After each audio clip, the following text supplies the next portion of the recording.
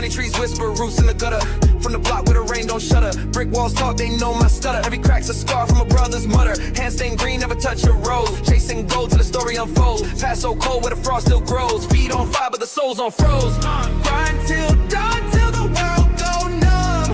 Heartbeats pound like a war drum, drum. Stack that bread till the crumbs won't come.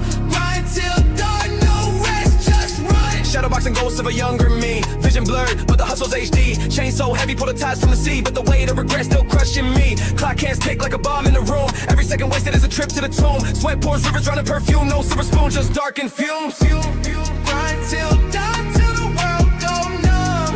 Heartbeats pound like a war drum, drum. Stack that bread till the crumbs won't come. Grind till dawn, no rest, just run.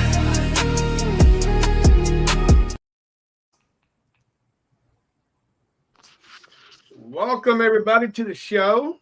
This is Terry with Nspstv Paranormal. And tonight, guys, we are in the lion's den. How's everybody doing? And you know what? Yesterday, we were in Cali. And we are back in Cali, if I'm right. We're in California. Now, the big question is, are we in Northern Cali or Southern Cali? We're going to find out in a minute. Big shout out to everybody that's listening, that's watching the show. Hey, it's too many platforms to go through today, so I'm not even going to call everybody out. But everybody, welcome to the show.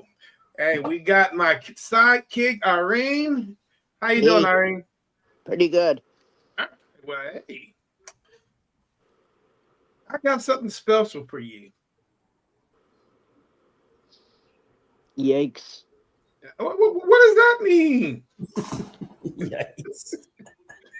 I got something special for you. You know, I've been Yikes. running the show for years and years, and I've never, you know what? I've never had anybody, or I've had some people as co-host, but nobody like you.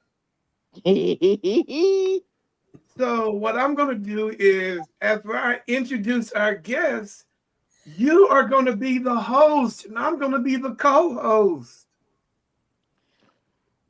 How's that? You know, I get the opportunity to sit back and watch the host ask all the questions. Hey, I think that's perfect. I was thinking about this at work. So I hope you're ready. But anyway, hey, tonight show, man, we have David Oman. David, how you doing today, sir? Very good. How are you both doing? I'm doing great. Thank you for coming on the show, man. I really appreciate it. Well, thanks for having me. Time with us. Oh no, thank you for having me on the show. Come on, it's a two-way street, baby. You ask, I deliver. Well, I guess it is, but if you're living in California, it's a 12-way street. You know what I'm saying? I hear you guys got some of the biggest highways in the country. I don't know how true that is. But yet somehow it still managed to be as congested as it is. Yeah, no kidding. It's a miracle of modern man. How is it? Yeah. All those lanes and still too much traffic. It makes you wonder, what the hell are we doing wrong here? Yes. Okay, so David, tell me a little bit about yourselves and where exactly are you from in California? I'm a little curious. Well, I'm a native Angelino, lived here all my life. Grew up about 2 miles away from here, due west in the hills of West LA, just above the campus of UCLA. Oh boy, so obviously I'm in Southern California down here, and about 27 years ago, in late 1998, my dad called me up in early in the morning in late November on a Sunday morning. and woke me up and said, "Look, get up." I said, "I found something." It's like, "Well, I'm glad to hear." He's like, "No, shut up. Listen to me, David, because I found a lot." I'm like, "It's like, Dad, it's." I'm looking at the clock. It's like, it's 8 o'clock in the morning, Pops. What the hell? Because I want you to get up. I want you to get up right now and meet me at this property. It's in Beverly. I'm going in Beverly Hills. What are you? I'm thinking like, what are you? I can't afford anything like this. So he goes, "No, it's a lot." He goes, "It's $40,000." Oh. And I'm saying, I said, "Dad," because he's reading the Los Angeles Times classified section. This is long before the internet and long before, Google classified, etc. This is, old school. So did you guys hear that? That was Yeah, I heard that bell. that was the dead bell. That was this. I haven't turned on since we started the show at 5 o'clock. So the past 10 minutes that's been on, and that's the first time it's gone off. Oh, wow. Apropos of me talking about the situation coming up here. So I said, "Dad, let me guess. The listing in the classified section in the newspaper says 40K." And he goes, "Yeah." I said, "Pops, it's a freaking misprint. There's no such thing as a piece of real estate for $40,000 in this day and age in Beverly Hills." I said, "Come on."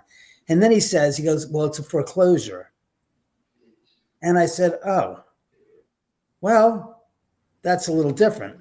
So I said, "All right, fine. You've already got my attention. I'm up. I'm awake. I'm not going back to bed." So I trucked my ass up to this street, and I didn't even realize where I was going at the time. It wasn't until I drove up here and got here and looked down the street that I realized exactly where it was I was standing. And that was about 150, 200 feet from where the Sharon Tate murder house once stood. Mm. And at the time when I got here, there was a chain link fence gate at the end of the driveway. I remember looking down and you could see where the pavement had stopped and then it was broken and there was just now dirt leading into the property. So I was like realizing that it was obviously under construction because I'd seen enough construction sites, and I saw one of those big, huge yellow container bins in the front, beyond the gate. So I knew that there was construction going on. I was like, "Oh my God, I know exactly where the hell I am. I don't believe this. I haven't been here in what's this, 1998? So about 20 years since I was in high school." And I'm looking there going, holy crap. And my dad drives up and I'm thinking, "Oh my God, that I haven't been here and I know exactly where I am." But I said, "Dad," he drives up in his 1997 or 98 Firebird Trans Am. And the guy, my dad's 82 years old, but he looks like he's 60. And I'm like, "Pops," I said, I'm like all aghast saying, "This is where the Tate murders took place." And he goes, "What the hell's with you?" He goes, "We're here to look at a piece of real estate. Will you focus?" Because I don't give a I don't care about history and all that. That's ancient history as far as I'm concerned. This is the present. Look at this piece of real estate. Look at this lot. And I look down the hill and I go, looks like somebody started doing some construction on it, because I can see rebar sitting on top of the hillside intertwined with all these weeds and overgrown grasses. And I'm going, Jesus. He goes, "This is it." I said, "This is it." He goes, "This is it. It's a foreclosure. It's $40,000. And I'm like, I don't believe this. This is ridiculous. So he says, "If we can get this, we can build this house and we can turn around, we can sell it." And I'm thinking, what are you talking about? Turn around and sell it? We build a house here. I'm going to move into it because I've been living in an apartment for some 15 some odd years. I said, no, we're not doing that. I said, and I'm thinking to myself, I'm not going to build a house for my father and let it go to the wayside. Right. So we ended up buying the lot, clearing it through the city, because apparently the city, somewhere in the sitting planning commission, the original plans on the street said private drive. And private drive has a different legal term, and is a legal term not the same as a private street. And I'll reference this further as I get into it. Somewhere between 1975 or 1980 and 1990, the property had been redesignated from private drive to private street. And he understand how that was, because you'd have to petition the city. You'd have to put in, you'd have to make an application to modify the designation of this piece of real estate as such. And he couldn't find anything in the records that showed. He goes, then it was a clerical error. Somebody just transposed drive to street, which, here's the legal terminology and definition. Private drive a private street must be a minimum of 38 feet. Must be a minimum of 28 feet wide, so two cars can pass by each other easily, and has to have a 38-foot turnaround spot at the end of it to accommodate special emergency vehicles. And the city brings up the utilities, meaning the gas, the water, the electricity, up to the location, to the actual lot, and the sewer lines. And the street is maintained by the city, and there's a speed limit that's associated with it. A private drive is the exact opposite, meaning all of the utilities are left by the city at the point of connection to the city street. From that point, you have to bring up your own utilities, sewer, gas, electric, etc., up to the main location of the home. You have to pave your own streets. You can have it as wide or as narrow as possible. The city, it can have its own speed limit, meaning since it's a private drive, just like a motor speedway has no speed limit, because it's designated as a private drive. Therefore, private property can have whatever speed limit they want. Okay. So he basically had petitions saying this was an error. It should be returned to a private drive designation. And he did that. We bought the lot and we built the house here. And that's the story about, how I ended up getting up here in this crazy ass haunted house that I've lived in now 22 years. Wow, that's amazing. Couple questions, man. Sit back. And I'm pretty sure you probably heard these questions a million times. At one point that you realized that your house was haunted? There you go. You got the answer. My hands are here folded in my arm like this. I'm not doing anything, and it went off. Just going off. But it's interesting when it's going off is in relation to what your question is. Yeah. That's the second time. It's been like an exclamation point at the end of a sentence when no other exclamation point is required at any other point. Well, honestly, when we bought the lot, firstly, when I first came up here, I just felt like a flood of, I don't know, I would have to say it was a flood of emotions, of recollections, of the nostalgia of being up here again. And a couple of months after we bought the lot, my first cat, Arthur, passed away. And a friend of mine, I decided to bury him on the hillside, on basically under the house, before the house was built, obviously. And when we did that, I said to my friend, as we're burying him, I said, I have this weird feeling. I said, I don't feel alone. And I said, I don't mean like you and me. I mean like alone, like I feel like we're being like, there's like a whole gathering around us of mourners that are there supporting us, or supporting me in my endeavor of burying Arthur. And he said, I didn't want to say anything to you, but I had that strange feeling as we were burying Arthur as well. And I was like, so during construction, when we finally got the first floor up, which is the lowest floor on the house, because you start from nowhere and you build up. As soon as we started building the floors and just basically getting the walls up, and we were able to walk the entire property, the floors, I always had this feeling and sensation like somebody was going to come up behind me and like tap me on the shoulder or like scare you. It's like, yeah, what? And I turned and there'd be no one there. Just the sense of like, there's always somebody, like you're not alone, not in a bad way, not like in a threatening way, but in like, just like a sense like, saying we're here with you. Don't worry. We're right by your side. Don't feel alone. And then during the last 6 months of construction, I brought the 5 contract laborers that were doing the rough construction, basically everything but the electrical fixtures, The plumbing fixtures, the countertops, the vanities and the bathrooms and all that stuff, that was all for the specialist or the finishing contractors. I said to the guys, I said, if you guys, you're wrapping up in a couple of days with you guys. Have you guys had any strange or weird experiences here since we've been working here 2 years now? And one of the guys says, yeah. I said, yeah, tell me. He goes, well, 6 months ago in the middle of summer, I'm downstairs on the 3rd floor working by myself at around 6 o'clock in mid-July.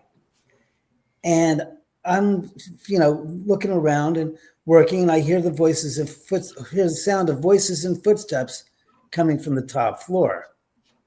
So he says, I come upstairs looking through the entire top floor, and I look and Senor Paul, Senor David, ¿dónde está? Which means Mr. Paul, Mr. David. And he goes, where are you? And he went outside, he looked, he says, I didn't see a single car in the driveway. I said, hell, I've been up here in June, July, and August, and there's no one up here. Like 7 o'clock, the place is dead empty. It's all sunny, and the place is all lit up like it is right now. I said, but it's certainly not empty. I mean, it's certainly not occupied. He goes, yeah, I'm telling you, I don't understand it. So he goes back downstairs, starts working. 5 minutes later, voices and footsteps again from the top floor. Comes running upstairs with a hammer in his hand because he's getting tired of being played with and toyed with. Goes to the entire top floor, goes to the entire 2nd floor, finds nothing. Goes back downstairs, was packing his bags up, and he says, all of a sudden, I hear the sound of footsteps, leather-soled shoes coming down the staircase, and they're louder and louder. Now, at the time, the bottom of the stairwell was open. So at the bottom landing, it's 8 foot across by 12 feet high. And that's the end. That's basically from coming down this entire 8 foot by 8 foot, 35 foot long stairwell. And it just spills right into the theater room. At the time, it was all opened. And he says, I go tuck my ass into the room right next door, and I'm right in the door jar listening, and the footsteps are getting louder and louder, louder and louder, till they got to the bottom of the landing and they stopped. He goes, I come rushing out, and 10 feet from me, 10 feet from where the landing is, I come rushing out to the landing, and I look, because there's not a thing there. He goes, but then it happens. I said, what do you mean, then it happens? He says, like a 2-inch wide chunk of ice or a band of ice comes slowly, it feels like across the nape of his neck, below the hairline, above the shoulder blades. He said, my whole body got totally straightened up. And he goes, and the hairs of my body's all stood straight up. And he goes, dos míos, llame boy. And he's screaming in terror, which means, oh my God, I'm leaving. And he didn't come back for 6 weeks. And I said, wait a second. That's when you told the other guys here that you were taking care of your sick mom in San Salvador, right? And he goes, yeah, that was the cover story. I said, where were you? He goes, I was working other job sites. I said, why'd you come back? He goes, I realized I hadn't gotten paid for the prior 3 weeks. Uh-oh. And the thing was I said, I remember that because you were supposed to come back to put the final touches of the tile work in the master bathroom, in the shower, against the bathtub, on the floor. I said, I was so sick and tired of waiting for you after the first 2 weeks. I said, screw it, I'll do it myself. And to this day, some of the time, you can see how bad of a job I did. Not horrible, but enough that you can see where every other floor, every other bathroom, the kitchen, everything is perfect where the tile is. My master bathroom, some of the tiles are a little bit taller than the others. Some are too close, some are too spaced. You can see that there's a definite, distinct difference in the person that put the tile in. So you can verify that the story is true, because I wouldn't have done that to mar the master bathroom's tile setup. So I said, I remember that. And to this day, like I said, the tile in there is exactly as it is. Not perfect. Oh, wow. Do you know who's haunting your location? Were they there on the property before you built the house? Well, I'll be honest with you. I originally came into the ideas thinking it was just the Sharon Tate murder victims who were visiting the house. Mm-hmm. And that lasted maybe 2 or maybe about 3 or so years or 4 years. And then I started to get feelings and information that didn't corroborate, it didn't make any sense to Right. the connection between that and these people. And I'd have to say that the capstone moment that made it all clear to me that it was exactly that was, I think it was about 13, maybe 12 years ago, we had a seance here. Oh, shit. And well, that's not a big deal. We have them all the time. But this is the interesting, intriguing part of it. We had a videographer there. We had 2 psychics. And I don't know if you know a lot about most psychics and mediums. They're competitive. Yeah. Not And me. all right. We're just, again, not all of them, but some of them are very, very, very competitive. And we had 2 psychics there. One person who I'd known since 2004, who had been here, and I'd known her, was Alma Carey, who has since passed. And then we had a newer friend of mine named Lilia Carone Willis. And I noticed that there was just a little friction between the 2 of them. Mm.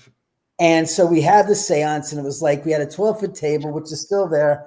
I had Lily at one end and Alma at the other end of the table, so they could be as far away from each other as possible. And there were a few things that they agreed upon, but this is one thing that happened in the seance that they both agreed upon. We're in the middle of the seance. There's the 2 of them, myself, and I'm usually not at the seances because I feel that my partaking in the seance, in a sense, drives and keeps the spirits away from acting naturally, because I feel that if, in their eyes, if I saw something happen in front of me, I'd melt down and just go to pieces. And so they hold back. If I'm in the room, I have a feeling. Right. So I was there, but this was not the case this night. We had 3 digital recorders on the table. And in the middle of the seance, as I'm sitting there listening to this, I said, stop the seance. I said, Alma, Alma, Lilia. They said, why do you can't stop the seance? I said, Lilia, Alma, I said, we got to stop the seance. I said, I heard something. I don't want to do like the gosh darn television shows do. I don't believe in that later on we'll review the footage and I'll spend hours and hours looking for this moment on the video and on the digital recorders that I'm looking for. I said, that's not going to happen. I said, we're doing it my way. It's my house. And I said, I'm overriding the both of you. So we picked up the first digital recorder and we played it back. And on the first one, we heard a man's voice say, let it go, mija. And I said, get the second recorder. I said, play it. Meantime, we have somebody that's videotaping this with a video deck on a camera on his shoulder, videoing the whole thing. And I said, second one, same thing. Third recorder, same thing. And they're like, oh my God. I said, that's why I told you we got to stop it. Then I look at the videographer. I said, do me a favor, rack that back to where we heard this man's voice and see what you capture. So he's got his headphones on. So he's listening. He's like, I said, oh, what? He goes, yeah. And he's like stuttering, goes, he's whispering in my freaking ear right here on the recording, on the video. I'm like, oh shit. We finished the seance. This girl comes up to me. She goes, that was my dad. I said, what? She goes, he died 4 years ago of cancer, and I've not been able to go on with my life since he passed away. And she goes, I said, oh my God. She goes, this has given me closure to understand that he wants me to continue with my life. And I'm like, this has nothing to do with Sharon Tate and has nothing to do with anybody but a direct connection from this woman to her father who's passed away. Which goes back to what Barry Taff had said to me in 2005 when he first investigated the house, which was the house has such elevated EMF levels that he's never seen any place that's consistently has these elevated DC EMF levels, where in his experiences, it'll spike to the levels that were present here in the house when a manifestation would occur, and then return back to the normal baseline. Because where in your house, it's always hot. So which I theorized saying, wait a second, could this be like a reptile scenario, which is reptiles are cold-blooded animals. You put them in a cold environment, they're sluggish. You put them in a warm environment, they can use the energy in the environment to drive their bloodstreams to warm up and to move and become active. Same thing with spirits. So when people walk in the house, the spirits around each and every person that walks in hit this environment. They can manifest much more easily if they choose to and want to.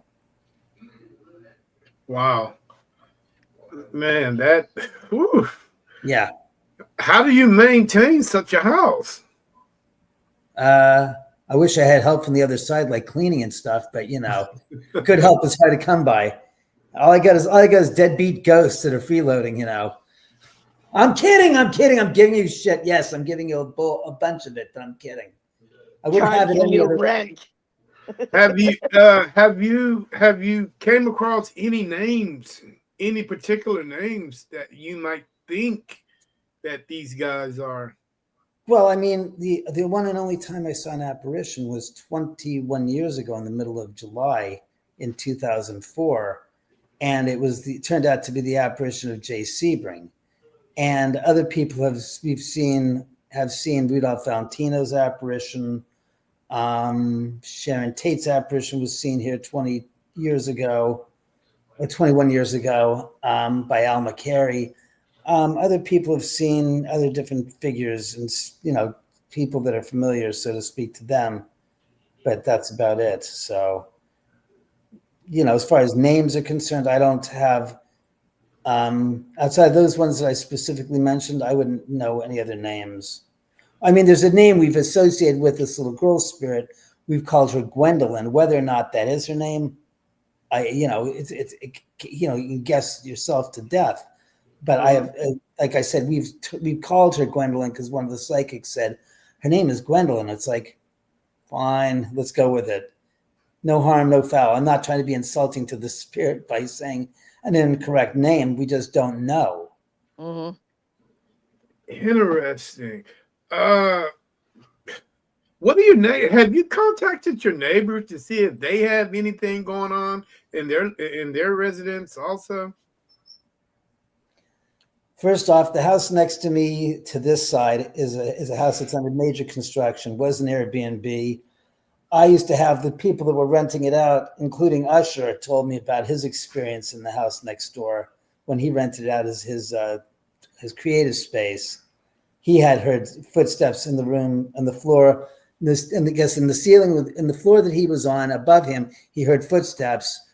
And when he went upstairs to check it out, the front gate and the front door were both deadbolt locked, and he was alone.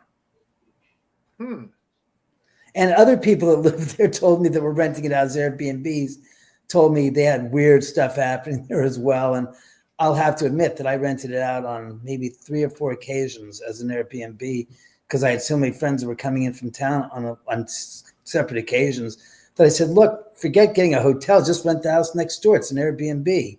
So They did, and they all had strange stuff happen there. Yeah. Wow. I can't say anything about the other houses. I'm not really, not at liberty to say.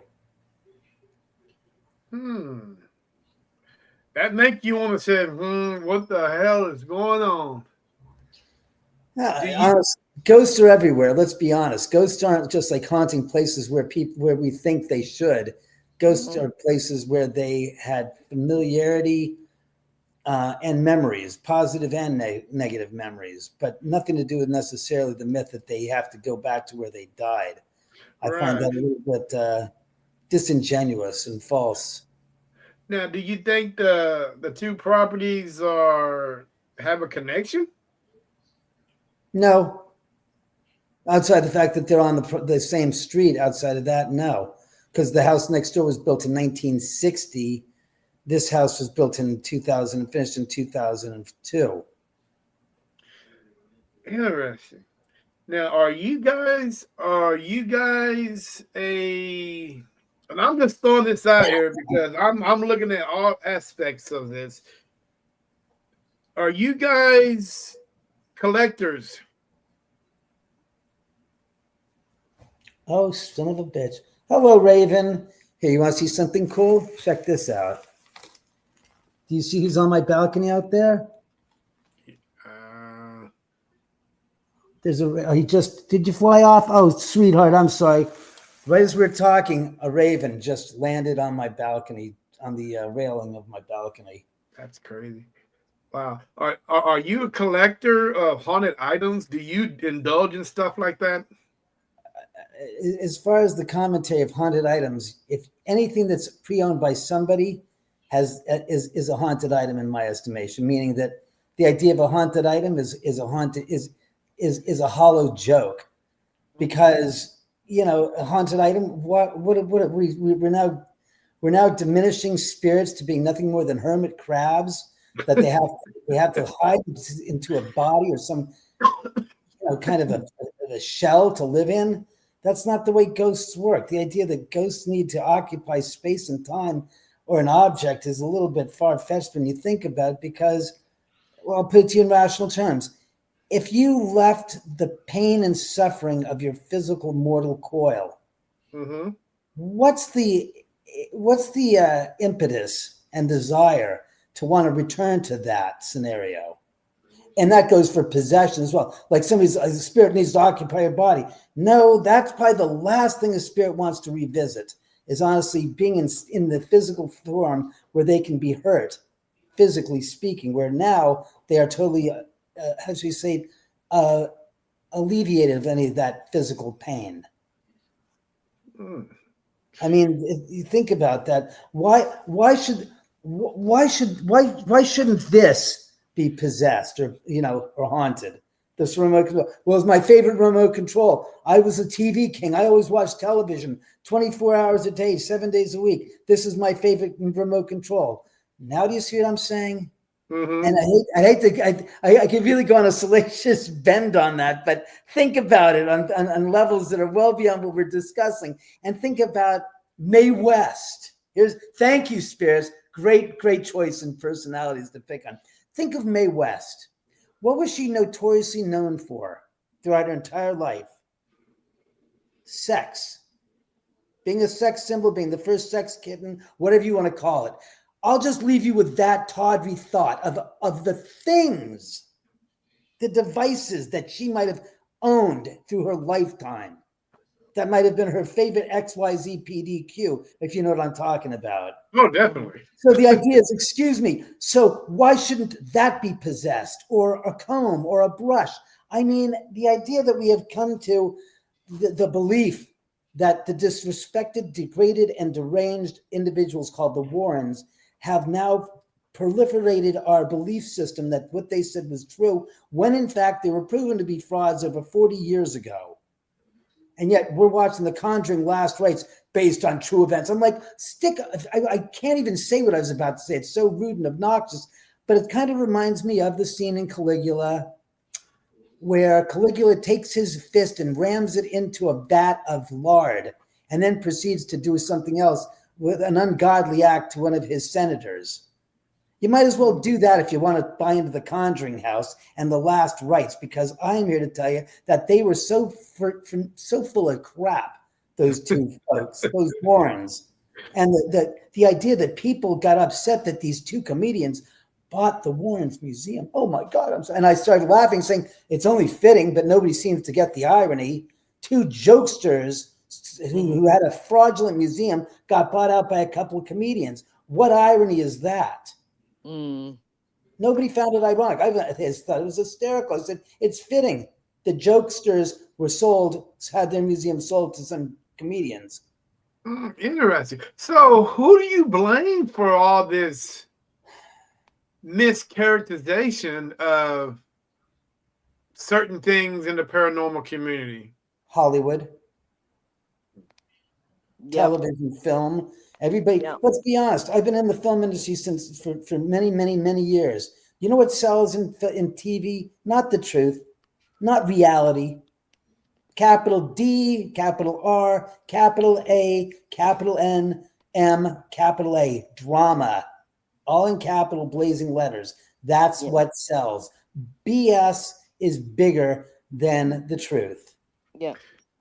Yep, I totally agree with you on that one. 100 and no, hell no, we'll go 200% on that shit. Mm-hmm. Well, the Warrens spawned 4 franchises: Annabelle, the Conjuring House, the Nun, and of course, let's not forget the Amityville Horror, which they were involved with, but they were cut off and summarily removed from, but still went about making money off of the franchise that they were basically shot out of a cannon from.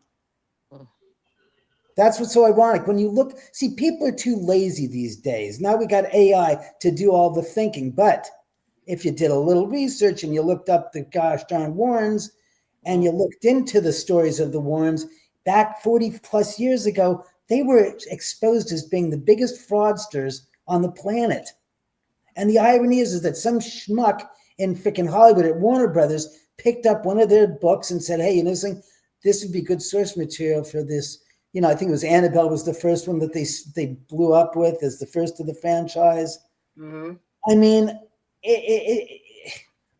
you know, once you hit the high mark in the eyes of Hollywood and you become the golden egg, the goose that lays the golden eggs. Mm-hmm. It's what else have you got? What other things can we? And let's be honest, this whole thing with the Conjuring House last rites that they're now promoting as it's based on true events. I saw that. I said, "Oh dear God, this is really the death of all the true paranormal investigators," because people will see that and expect that to be reality, and it's so interesting. Now, we were just talking about haunted items, and you just happened to bring up the Warrens. You know, they were known for having a bunch of haunted items in their museum and in certain locations, kept out of sight, kept away from the public. What's your thoughts on that? Let's be honest. We'll start with this, and the premise is very clear. If ghosts are real, they're not Superman, meaning Superman had a weakness called kryptonite. Mm-hmm. Ghosts do not have any weakness. No. There is nothing. Think about it. We have created so many freaking myths about ghosts, such as a rock salt perimeter around you will keep a ghost away. I'm going, what if the ghost had a goddamn sodium fetish that just loved salt? You know, it's the things that we come up with that we try to, you know, say that, you know, playing a blessing on a ghost. It's like, what if the ghost was Buddhist? What if he was Hindu? What if he was, you know, what if he was Jewish? What if he wasn't Christian? What if he was ancient Native American? What if he was Mayan or Zoroastrian? I mean, the idea that we believe, we make stories up to basically as a panacea, which is basically a, thank you very much, it's Linus's blanket. We make up stories and myths as a blanket to hold close to us to make us feel secure. That's a security blanket like Linus had. The truth of the matter is we have nothing that we can do to a spirit. A spirit wants to touch us, they're going to touch us. They're not trying to hurt us. Why would they? They have no skin in the game. They are no longer of flesh and blood. Therefore, the idea that they have an ego and they're going to lie is a projection of humanity onto a spirit that has anything but anything to do with that. Humans lie. Let's be honest. People lie all the time. Yeah. But why would a spirit have to lie? What's in it for the spirit? Yeah. And if you think you're going to put a gosh darn ghost, a malevolent ghost that's possessing a Raggedy Ann doll yet in a wooden and glass box, let me give you a 411. There is nothing that a ghost can be contained in. I don't care what you guys want to believe from the Ghostbusters movies. That's horseshit bullshit. I'm sorry, until such time as we can actually contain it, which we can't at this present moment, it's baloney. It's not just quantum physics. It's so far advanced beyond quantum physics. The quantum physics theorists can't even really put their mind to it and figure it out because it's so well beyond us. Same goes for ancient aliens. If aliens exist, they're so far well beyond our comprehension. Our smartest minds can't conceptualize what's going on. That's what the problem is. We're human fucking beings. We have an ego that's bigger than the gosh darn world we live on. And we believe We have all of this and this. We lead ourselves to believe we can build a gosh darn ship that can traverse the oceans and won't sink. Bullshit. Interesting. That's the problem. So, Is, we don't know. Here's the reason why the governments can't tell you shit about ancient aliens. Is this something in 35? I think, or 32, or trying to think of the War of the Worlds that Orson Welles read on his podcast on a radio program back in 1932 or 31. Halloween of 31, I think it was. Halloween of 31. I think it was Halloween of 31. I'm getting out. Double check and let me know if it's Halloween of 31. He read a broadcast which was just reading from H.G. Wells' books, The War of the Worlds. Some people tuning in to the broadcast believed it was real, did not hear the disclaimer. This is just reading of the War of the Worlds broadcast. People freaked out. There were several people that committed suicide because they were afraid that the gosh darn alien invasion was upon us. Lots of other people fled the cities and crowded into the streets and tried to get across state lines to evacuate from New Jersey, where this was all taking place in. And the idea is when the goddamn government of FDR saw this, or Hoover saw, I think it was who must have been Hoover was still in right. Yeah, Hoover was still in right. That they saw this and they said, this is a prescription, a recipe for disaster. We can never allow this to happen, because look what happened with a false story and how people reacted. And they said, we have got to initiate something that basically keeps this from the public. Why? We get the idea that aliens are here. It destroys what we understand as organized religion, because where do the aliens fit into the picture of Jesus and Moses and the world, and everything falls apart as a result of it. And this is, I studied in sociology class years ago in college, and they said that's part of the reason why it's all kept undercover, because you can't admit ignorance. Because if you do admit that you don't know, what happens is you give the populace a reason to revolt against you because you don't have the upper hand.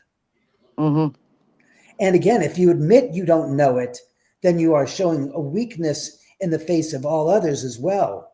And again, it's better to bluff a good hand in poker than it is to lay your hand down and lose the hand and chance at the hand. So the point is, it's all about control, control, control, control.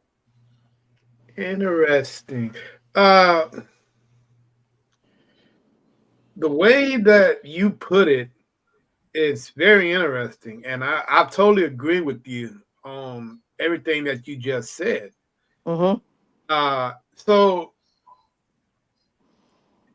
if there is an illusion out there that's shielded from everybody from seeing the truth or hearing the truth, can you imagine the people that have that much power? But again, think of it this way. They're as terrified as the next guy. They just don't admit it. No. That's my point. They don't want to admit it. It's not they don't want to. They know it. They can't admit it to anyone, because once you reduce the level playing field, everything changes. Authority goes out the window. The ability to control people under certain, because if you realize there's something bigger up there that we have no idea about, we have no defenses for, because again, they're over 100 light years ahead of us minimum.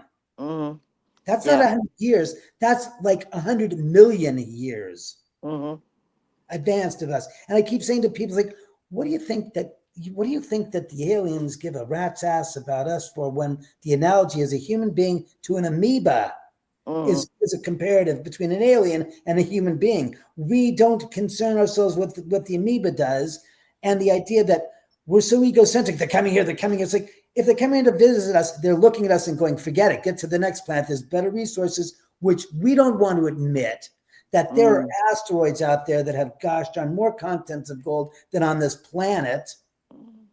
And it's easier to access on an asteroid when you're so many light years ahead. But secondly is, they don't give a rat's ass about gold like we humans do, because everything we concern ourselves with is through our own glasses of humanity. Mm-hmm.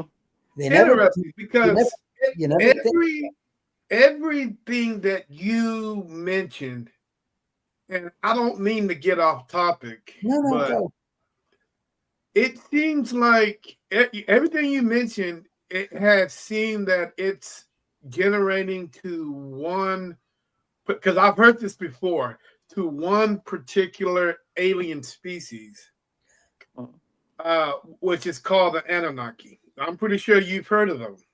I've heard of them. I'm not, honestly, I think that we put labels on things that we don't understand. I'm sure there's more than 1,000, maybe 100,000 different alien species out there, just as well as there's, as my father used to say to me, David, there's over 100,000 stars in the sky. Do you know what a star is, David? I said, no. He goes, it's what our sun is.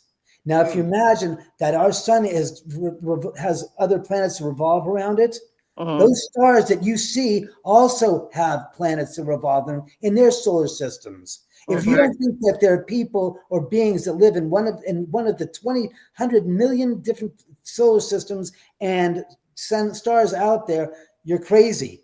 He goes, whether or not they come in to visit us is crazy to believe as well. Because why do they want to look at us? When again, the odds, people like to make what they want to speak of from this perspective, or as I like to call it, the Earth is the center of the universe practice of the 14th century by the Catholic Church.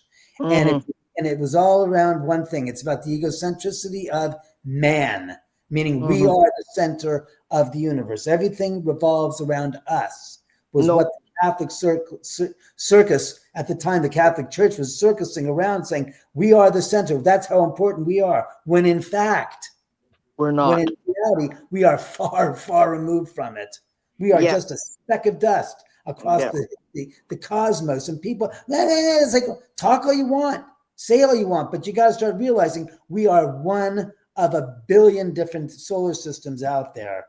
And there is just as well probably other galaxies with other planets and solar systems out there beyond our own. And that's the truth. That's why I say that kind of stuff. And, you know, spirits, I focus only on spirits because I get too much blowback from the people in the alien community when I say the things that they don't want to hear, which is, it's a moneymaker. See, when you attack the gods, the money-making gods, you're in deep shit because you're a threat to those that are making money. Yeah. Exactly. The biggest question that I don't think anybody ever answered, at least not to me when I asked this question, who created us and why were we created? I cannot answer that question. That is way well beyond my scale and understanding of things in the universe. I can't tell you. Because here's the thing. I didn't mean to cut you off. No. God, and I don't want to go into religion, and sometimes I do, and it gets pretty sticky, but people have to think about it for a minute. If you put God, G-O-D, or if you put gods, G-O-D-S, people have to understand it's a difference between the two. Yeah. Well, it depends. You know, they said that, well, we know that the Romans and the Greeks before them and the Egyptians believed in gods, plural. If in fact that was a misrepresentation or miscomprehension on their behalf of seeing an alien life form that came to visit and said, oh, that's, you know, giving them a deified moniker, so to speak. That was misinterpretation because, again, here's an example. Thank you, guys. When Christopher freaking Columbus set foot in the West Indies, in the Caribbean, and you remember this, and when Cortez went to South America and they saw him in Mexico, they thought he was the fruition of the prophecy of the god. Remember? He was white, he had the hair, this and this, and they treated him like a god. Same difference. Alien person coming to that nation that had never seen a white man before, in talking about the Aztecs and the Mayas, when they saw Cortez, when he popped his ass in there. See what I'm saying to you? To their Yeah, I hear perception, you. they perceived him as a god, as Mm. the god that Mhm. they prophesied about all along, arriving. Interesting. And when you look at that and you say, what is it? It's like, well, how did the Egyptians deal with these alien life forms? If in fact that happened, I'm not saying it did or it didn't. I'm saying it's the correlation of human beings are human beings no matter what era we're talking about. In a sense, their reaction is they see something new, they don't understand, they automatically put it on a pedestal and deify it, make it a god. Yeah.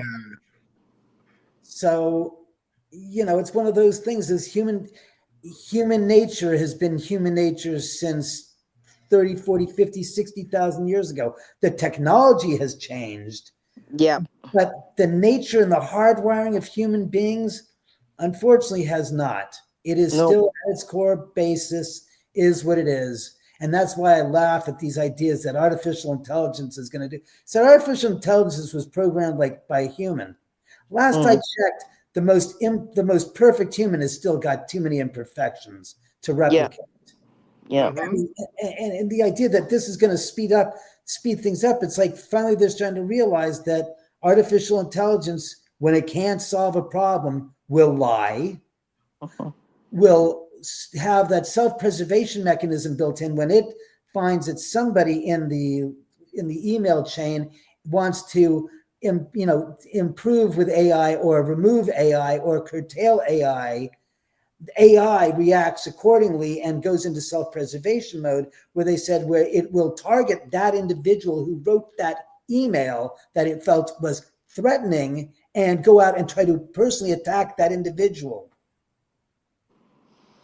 These are That the sounds things. like a movie. AI is only good as how we are. It's how we program it, how we do it, how we put it together. Um, I should know because I live in the biggest AI country that has more AI than you think we do.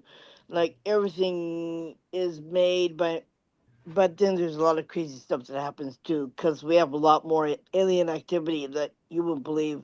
Every time we have an earthquake, we see the saucers in the sky, and they're all going after our nuclear power plants because we live in the middle of the ocean. We don't have any resources. We don't have any way of getting power to our houses except nuclear power plants. That's all we have in this country. So yeah, we can't use windmills either because we have earthquakes and it'll flatten everything out. So yeah, it's just really weird, this country. So when you see, and we have a lot more technology that was given to us by who knows what, because we can create a new we don't have any more pouches that if you lose your intestines they give you a pouch. We don't do that. We have a way of making man-made intestines and ears, and now they're going after a heart in Japan. How to make a man-made heart because there's no such thing as organ donations because we're a Buddhist country, right? Oh, you're And right. you You have got to to leave find the somewhere body. to make. Hey, Oh, that's you're $1 billion a year company right there. Yep, If but they you can have to find leave the some way to body. manufacture all that, oh yeah. Yep, Hey, and they're doing that right now. So, and they don't share their technology with anybody else, right? We have new medicine here that we don't share with anybody else. We have pain blockers here that goes out to pain in your head. It stops you from having pain, but they don't share it with America.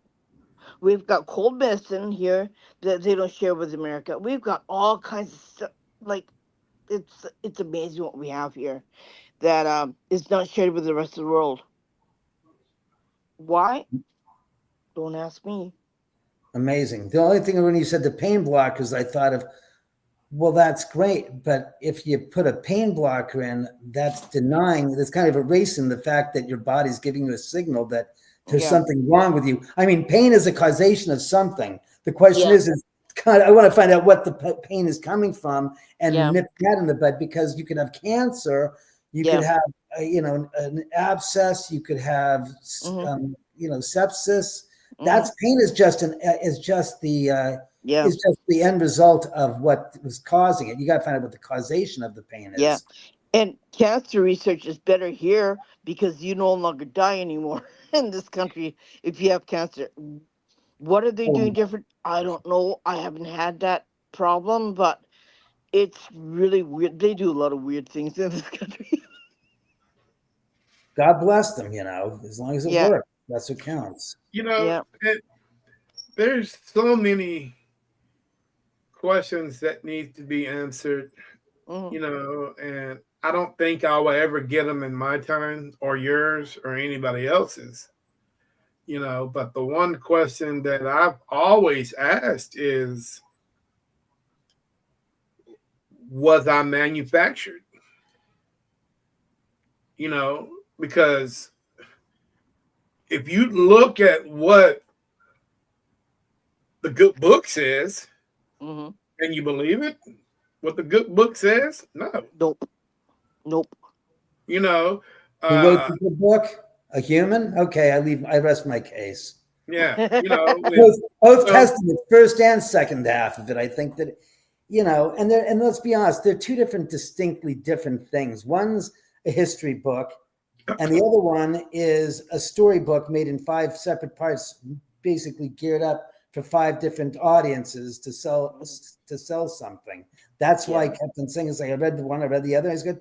Okay, so you got a history book here that tells stories of and fables in a sense of like learning from things like Aesop's fables. I remember as a kid, I was learning them. Why? Because it teaches you lessons that you need to know as an adult to start to paying attention to life, because the simplest things that you learn are the things that you carry on for the rest of your life, because they're basic, they're not complex. And the other one, I started reading, saying, well, this is, but then I started doing, because I love history. So I started saying, let me write down a timeline. I started doing the timeline. I said, well, there's all different skewing of where he was, when he was, where he was with, who he was with. I said, how does that work? And then somebody said to me, you got 5 stories to sell to 5 different groups of people. I said, oh, he goes, yeah, it's an ad campaign. I said, oh, okay. He goes, this was made for this group. This is to pander to this group. I said, okay, now I understand it more. Because you can't only be born in one place. Yeah. And in one book says he's born in this place. The other book says he's born in this place. I'm going, what the hell is the confusion? Where the fuck? He was either born here or he was born here. He wasn't born at both. So that's why I kept questioning, saying, saying it's a lot of stuff and a lot of stuff it makes, but Yeah.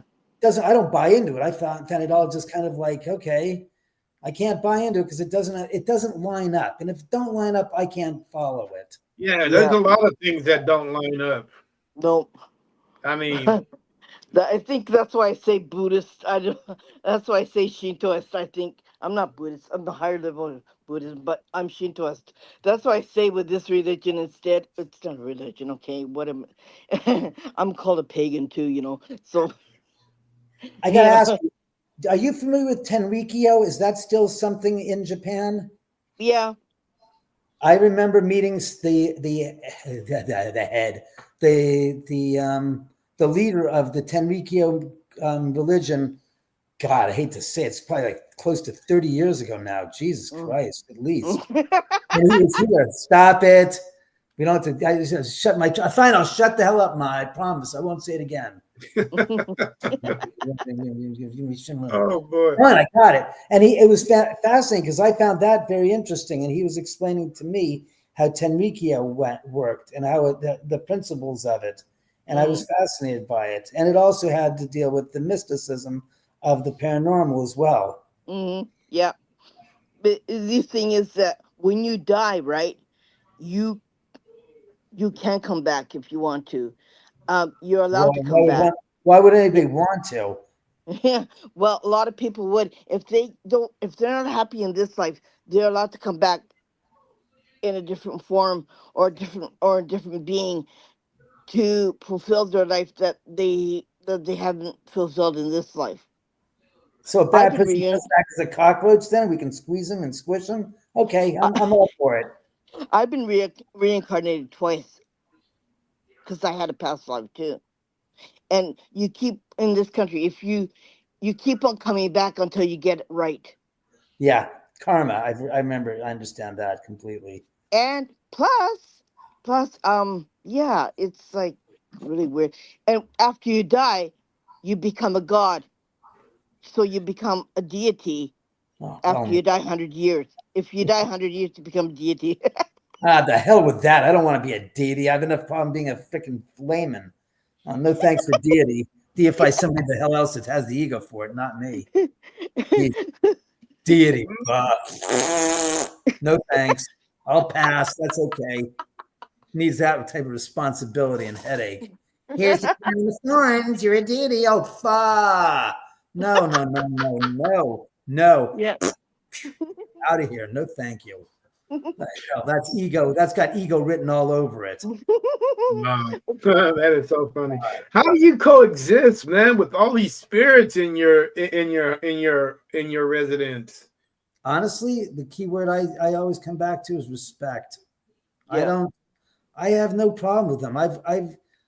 I've not grown to appreciate them. I've always appreciated their presence here. I've never found it threatening or problematic.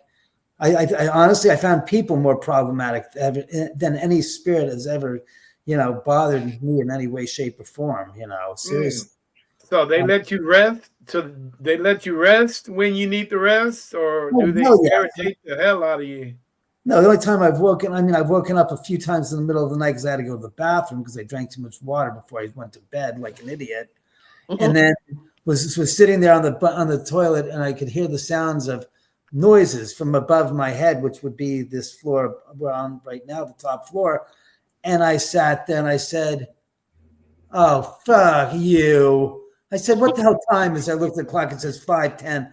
I said, I'm going right back to GD bed. I said, I'll look at the gosh on cameras when I wake up in a few hours and look it over then. But don't bother with me now. I'm going to sleep. I'm exhausted. And people were like, you're serious? I said, yeah. Because I have 30 cameras, 25 in the house and 5 outside. And I went back to sleep, woke up at about 10 o'clock, went in the office, set the cameras up, reviewed the footage at 5 in the morning, and was astonished to the point where I was hearing sounds of boxes being moved. It sounded like people were walking around and there were conversations happening. And I'm like, I wasn't freaking hearing things. It really was happening because the cameras on the floor that it was in and it was on were capturing these noises. And there was nothing physically living responsible for it, meaning that my cats were all asleep and accounted for, and my 2 dogs were in my bed with me. So it was completely unbeknownst to me as to what was going on.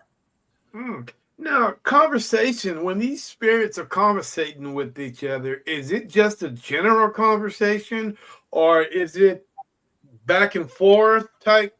So they actually communicating with each other. Well, I've heard voices that have responded to me talking. I've had voices that we've had 2 different voices talking at like one a female voice was recorded, and then a few seconds later we had a man's voice recorded. And we couldn't explain where the hell it was coming from because it was myself and this interviewer, podcaster, social media influencer, whatever you want to call him. We're on the balcony, and inside the house was no one. And we both heard it. So when we came back in the house, we rewound the footage on the cameras. We heard the sound of a woman talking, and then we heard a sound of a man talking, and it wasn't us. Oh, interesting. How often do you open your house up to the public? The living, you mean? How often do I open the house up to the living? Well, I used to do it a lot more. Of late, since COVID, it's been drastically reduced. I haven't done anything. I'm not even planning anything for this October right now. Not a thing. So, I do live streams here. Like last night, I had some friends over and we were investigating and we were doing a live stream, and it was nuts. It was crazy. We had the REM pod going off, the K2 meter going off, the cat balls going off. The flashlights were set up so that if they get touched, they turn on. they came, we actually did for the very first time, they set it up in the middle of the street in front of my house. And I was shocked because there's no electrical there. It's just the middle of the empty street. And the K2 meter was going off. The dead bell was going off. The flashlights were turning on and off. The cat toy was going. I mean, it was just active last night. And so we live streamed on TikTok and on and on YouTube. You know, it's weird, but I'm getting a feeling that they just follow you wherever they go, wherever you go. Well, I think they like the house because the energy is so nicely elevated and conducive for their presence. And so I think that they appreciate me as much as I appreciate them. And again, I don't, freak out. Oh my God, it's a ghost. Because as I told the spirits years ago, I said, look, my father and I and my mother spent 3.5 years building this house. You're not driving me from this gosh darn property, period. I have nowhere, I'm not going anywhere. So Right. try as you might, go as far as you can go and do what you want to do. I'm not leaving, and I'm not afraid of you. And that's it. It was my lifelong dream to build a house with my father. Since I was a kid, he was building houses and I was always on the job sites. So the idea of building this house was a dream come true. So the idea that I'm somehow going to walk away because a ghost is trying to scare me, try harder, because I'm not concerned with a ghost visiting me and going boo and saying, shut up. You do that to my nice sheets ever again, I'll tear you to bits. Is it possible that your dad still alive, or is he passed on? Both my parents have passed on, and no, I've not seen them yet. I've never seen any of my friends and relatives that have passed away. I've seen your father. Oh, you have? Mm-hmm. Oh, okay. Hey, Pops. I think that's more or less, again, out of respect for me, knowing that I'll go to pieces if I see them, because it'll be too much of a sucker punch. Yeah, and it's not that I don't know that they're not dead, they're not alive. I personally don't want to see them when until such time as I'm there, not they're here. It doesn't do me any good. They can. That's not to say they can't lift a finger and help with things that I need help with. Hello. I could use a little assistance here. It's not easy being alone. There you go. Jesus now, Christ. is your house hard for significant others that come there? Do they understand what's going on? How do you explain that to them? Significant others? You mean like somebody that I'm dating? Like somebody, like a wife or a girlfriend. I have no wife. B, presently I have no girlfriend. And the few times I've had a couple of dates, we've had on one famous incident took place when we were watching White Chicks down in the 3rd level in the theater room, when we heard the voice of somebody talking. And I went to the other room, picked up the phone, thinking it was somebody leaving a message, to find that it was the dial tone. So I called from my cell phone to the home line, and the home line rang, and I said, I didn't hear a ring before I heard the guy talking. Uh-oh. So I went upstairs, went through the house, all the windows were shut, no calls on the message machine, nothing. Go back to my date, and I said, I got to ask you a question. I said, can you tell me what you heard? She goes, what are you talking about? I heard what you heard. It's like, yeah, I understand that, but could you describe me what you heard? And she goes, I didn't. It's like, you really want? It's like, yes, humor me, tell me.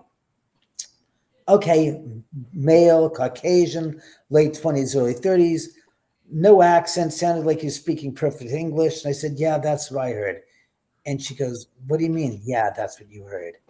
I said, well, I just went through the entire house, checked all the windows and all the doors, and they're locked, so we can't be hearing a neighbor talk. I checked the answering machine, and I said, you didn't hear a telephone ring before you heard the guy talk, did you? And she goes, no.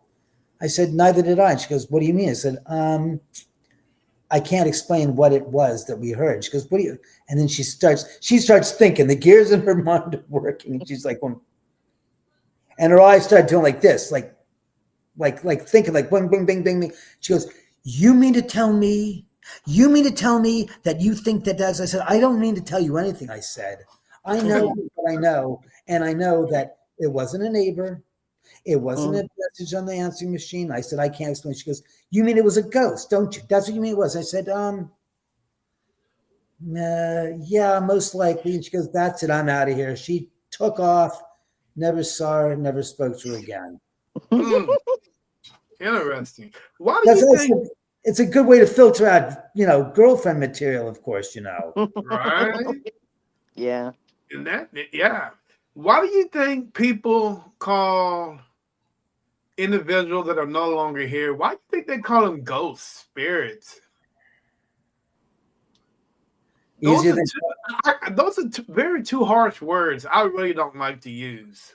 I think that I've heard, I'm thinking, yeah, really? I'm hearing the spirit say, I can give you about a dozen that are 10 times worse than that, and you'll probably agree. All right, first off, how do you like the word entity?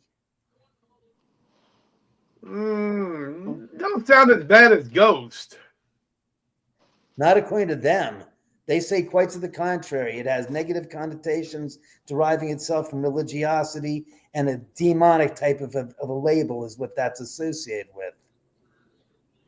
So I'm not again, I'm not giving you what I believe. I'm just feeding from what I'm being told. It's like they goes, no. The entity is highly combustible and highly derisive. They said and I'm not saying that. Shut the fuck up. No. I don't give a rat's ass. I'm not. It's an insult to them because it's negative. Demonic entity. It's like demon. Yeah.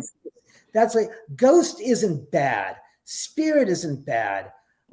Succubus is bad. People call spirits succubuses. Like they're gonna suck the life out of them. I've heard that a lot. That's I know different for a some people who can do that. That's what I was just gonna say. But it's like spirits are more.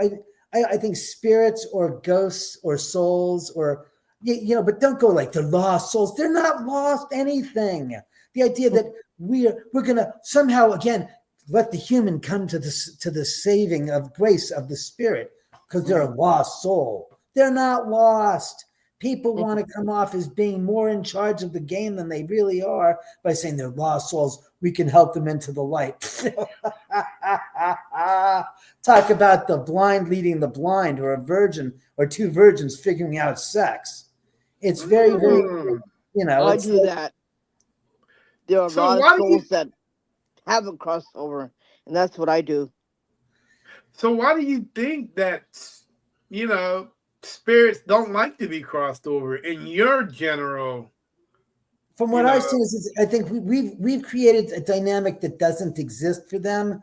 They go where they want to go. They're not stuck as much as we want them to be stuck. Why? Because again, it comes back to, they said human beings wanted to be in control and somehow have power over that which they have absolutely positively no control over whatsoever.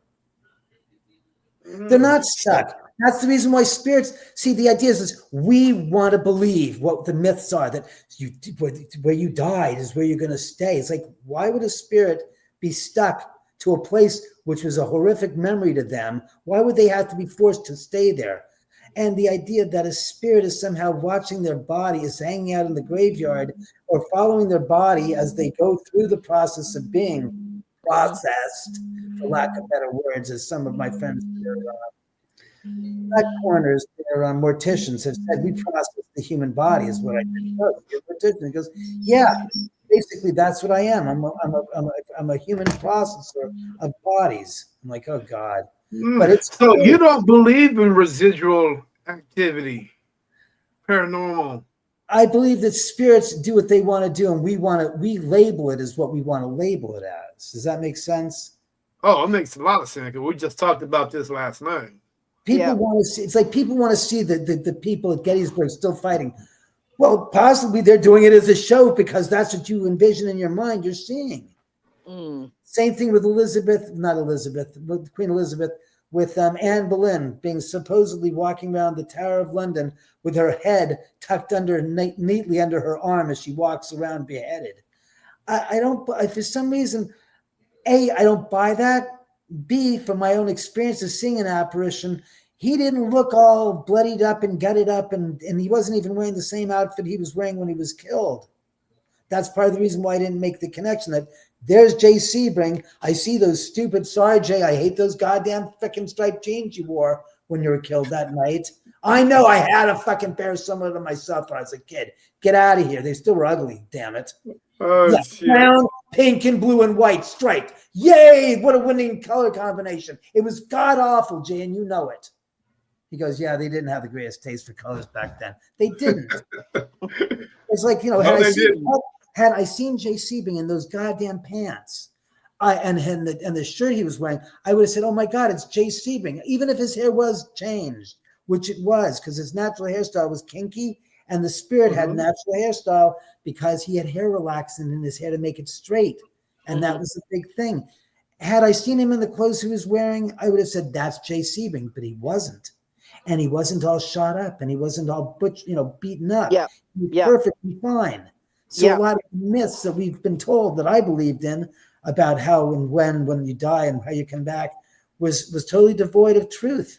And that's why I said, if that's the case with him, I'm going to use that as a pretty good example of the rest of them, because again, logic comes back to things that people don't like. Yeah. Drama, fill it, whatever you want, but in a logical sense of the word, why would the eternal universe say when you die and your body and your soul separate, you're going to be following yourself all the way around? When you go to the grave and they drop you in the grave, you're going to be hovering, watching yourself rotting in putrefaction in the ground.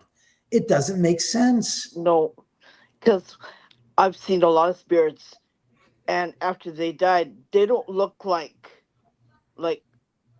zombies, or they don't look like their body rotting. They look like The best person they were when they were alive. Yep. The best embodiment of them when they were alive. Yeah. And they don't, if they were shot, they don't have bullet holes in them, or they don't have blood all over them. No, they don't. They don't. They don't look That's the like myth. that. That's a myth that people think that they do, but they really don't. I had vision. I have seen samurai warriors on a mountain when I was attacked. Anyways, but I was attacked at that time, and they didn't look bloody. They didn't look carved up. They had feet. They had arms. They had legs. They had a head. They look strong and very much alive. Yep. Because that's how they are in their minds. Well, again, people, Hollywood and books and the writings of Charles Dickens, of Marley coming back in the chains, and these are basically only to be used as one thing and one thing only. Fables, Aesop's fables, in essence, to learn. They were instructional tools to know right from wrong, morality issues, tales of morality, not trying to scare you that ghosts are coming back to scare you, but there's the moral core essence of what the story was about is don't be a greedy pig. You can't take it with you when you die. And when you die, you're going to leave here as naked as the day you were born with nothing. Yeah. That's what they say. Why do you think, I always wondered about some of these film producers or authors that write these great books. I mean, if you look at people like Stephen King, people like him that write these unbelievable books. Their books are always better than their movies. And I always wondered, did they go through a traumatic episode to get all of that in their minds to write such a novel or produce such a movie like that? I mean, they must have went through something at some part in their life for them to think like that, because Stephen King, all he does is horror movies. Yeah. That's not true. That's not true. He did do Stand By Me, which was a buddy movie about 5 friends. Okay, I'll give you 1 out of 30. I'm just saying, I see what you're saying, but I think that if you look at the core essence of these terrifying movies, again, there's a kernel of a story of a lesson to learn.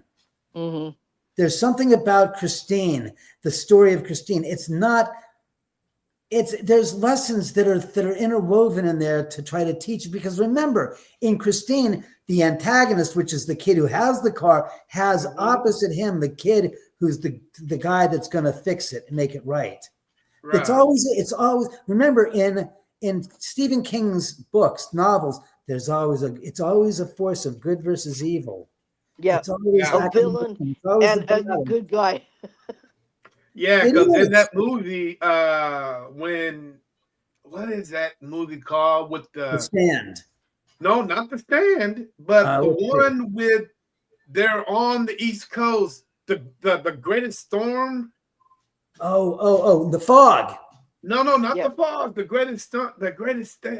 What is that movie where he kidnaps the kids and he want a kid to be he wanted a kid because he couldn't have a kid, so he kidnapped the kids he wanted the family to give up a kid, and they made him choose stones. So whoever got the stone, that's the kid he was going to keep. Oh, wow. Storm of the Century. Oh, wow. But again, it's good versus evil. It's good versus evil. It always comes down to that in King. So yes, he uses the horror genre, but it's always in a sense to give you a moral compass by which to learn from. That's the one thing about Stephen King. It's not like Halloween, and it's not like Friday the 13th, and it's not like Nightmare on Elm Street. Those are slasher-esque type of films, and they weren't even novels before they were. They were just strictly Hollywood creations, fabrications, whatever you want to call it. Yeah. And it's because war sells and blood sells like crazy. That's drama-filled, destruction. One of the greatest authors of ever, but what is his name? The one that was in the Thriller. What was his name? He passed away probably about 20 years ago, maybe 30 years ago. The one he was like, he was in Thriller, I know, because he does. What was his name? He was he did a lot of books. If anybody out there can tell me what his name is, that please leave it in the comments. Hey, Ray, come here. Reggie, don't go pee on the balcony, whatever you do, dog. Sorry, my dog's on the balcony. No, not Wes Craven. Wes Craven, he was there, but I don't think he's as well known as Stephen King as Vincent Price.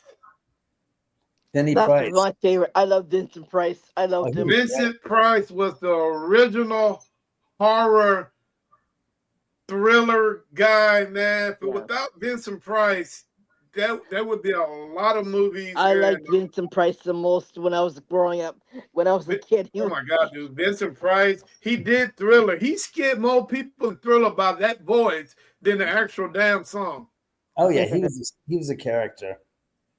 He was a terrifying character. And you can't help but think for a brief moment that these people that are in horror must have went through something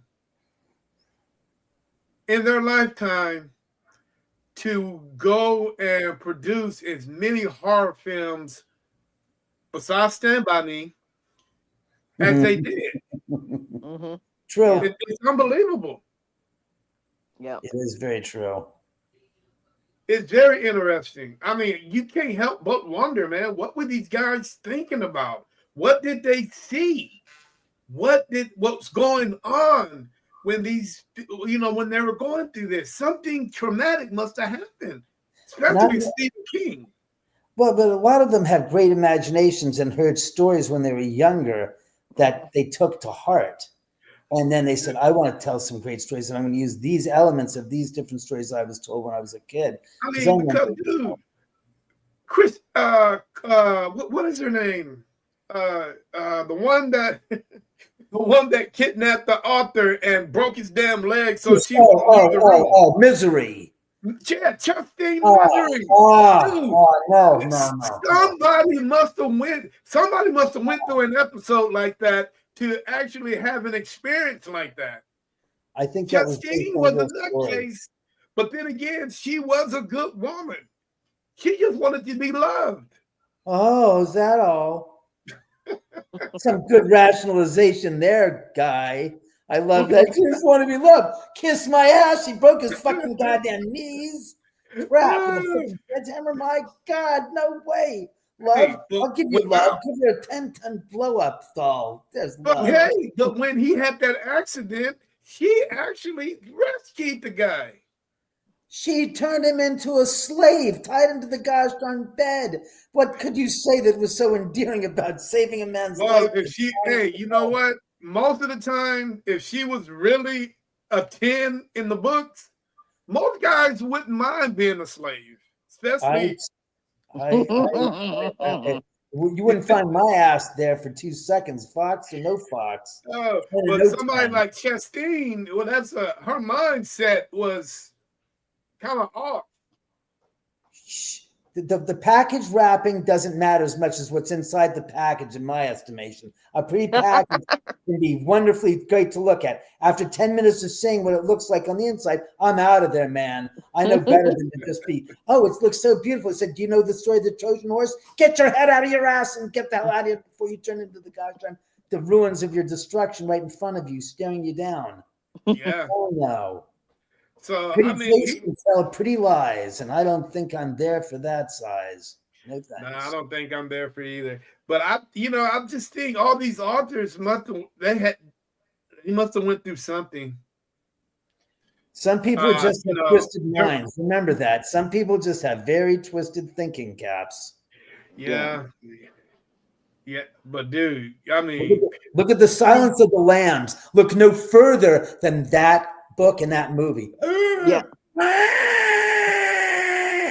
Silence of the Lambs. Now, I have not seen that movie in a long time. You only have to see it once, and you never need to see it again. You don't need to see it again. Nope. That's it. That's all you need to see is just once. Yeah, it's burned. It's. I don't need to see it again. But he's a great actor, though. He's a great actor. Don't want some fava beans. Kidney and fava beans. Yeah, thanks. Let's forget it. Good night, goodbye. See you night. Never again. Put the lotion on the skin. Yeah. Oh my God. Oh yeah. You want your dog, don't you? You want your dog, don't you? Oh God. Oh God. Yeah. Oh God, that movie still gives me nightmares. Forget the slashers and Nightmare on Elm Street and Freddy Krueger and Jason Voorhees. That movie scares me because that's based on real stuff that's happened. That's the truth. I can hear some guy that doesn't die. Yeah, some zombie, whatever. Jason Voorhees, the Hannibal Lecter scares the shit out of me. Flat out. That's the real deal. Because the craziness of it. That's why. And the thought of being, eaten. Yeah. You know, there's a Hannibal. There is a Hannibal walking on the streets right now. Yeah. Oh, absolutely. Yeah. And the problem is, don't nobody really know it but him. Yeah. That's right. Nobody knows it. That's why I live here, and that's why you live there. I never leave my apartment. And you think I'm worried about ghosts? Are you funny? I don't leave my apartment either. Because down the street, over there, over there, that's why I don't leave my place. I see too much. Final Destination. Yeah, Kimmy, it's true. I don't watch those movies. I don't need to. I look at the news at present day, and you can watch on YouTube people being killed. Why do I need to see Final Destination, which is make believe? Hollywood is just making it over and over. They're just making the same thing over and over again, man. You brought up this whole Conjuring thing here 20 minutes ago, and I can't help but think it's a reboot. Yeah. Yeah. of something that they're just going to continue with again and That's again and that's why again. I don't watch movies from Hollywood. I watch if I want to see a good horror movie, I watch something from this country because it's based on true story. Dude, if And I want to watch a good horror movie, I go back to the 80s and get me one of those B-rated movies. You know, Attack of the Killer Tomatoes. You see, people don't realize, people yeah, don't remember stuff like that. When yeah. you got Yes, this we giant do. tomato You chasing you down the street, Or you're gonna watch the Toxic Avenger now? I heard Toxic they're remaking Avengers, that. yeah. You know, uh, people don't watch stuff like that. Can you imagine horror those movie. movies in today's time? They just remade Toxic Avenger. I was shocked to say that piece of crap is being made again. Oh God, no. But it was a classic back in our day. Yeah. Yeah, it was a classic, but that didn't mean it was a good piece But of don't mean it was a good movie. You know, God. Critters, man. I Critters remember was a good Critters. movie. That was a fun movie. So was Gremlins. A fun movie, but Dude, don't come out with Critters. any ideas. Yeah. You got these The hairy furballs running around, the old killing goddamn people. best. Shooting those darts. God, Nope. God. They roll. You see these fur balls that are like spikes, and they're rolling along, going, "Oh God, help me!" Just God. Dude, it looked like a damn tumbleweed I see in West Texas. I couldn't believe those things. It's like, what is it? A porcupine turned into a ball that's rolling, and then they shoot out the darts. They spit out those darts, and you go, oh my God, Critters! Oh my God. It's Critters, hilarious, man. right? I'll go with Us kids and Tremors our for laugh. 10. I'll go for Tremors for 10, please, Alex. Yeah, they do. There were so many great movies, and Yeah. and people must have. You know what? Going back to what I said, man. Somebody must have had a traumatic experience to write. Who want to write some shit like this?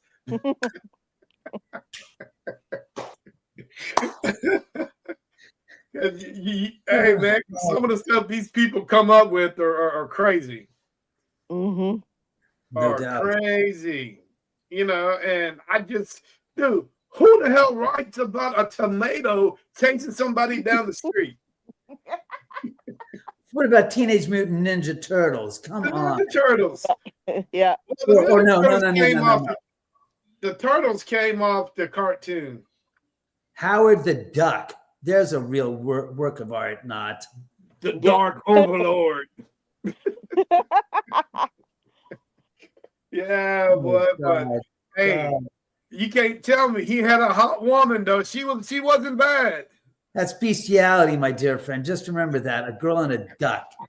Just remember that. I don't Back give a then, shit they didn't how care. humanoid he looked. He was a freaking duck. Yes. And he even said so. He goes, I bet you never made it with a duck before. He says, no shit, Sherlock. Not What many- are you gonna? Hey, what are you gonna do? He gonna be? What are you gonna do? Beak her to death? I like what your viewer Kimmy said. Somebody was high. That's who. Yeah, somebody was. Too much weed. No. Okay. Yeah, I Oh, mean, God.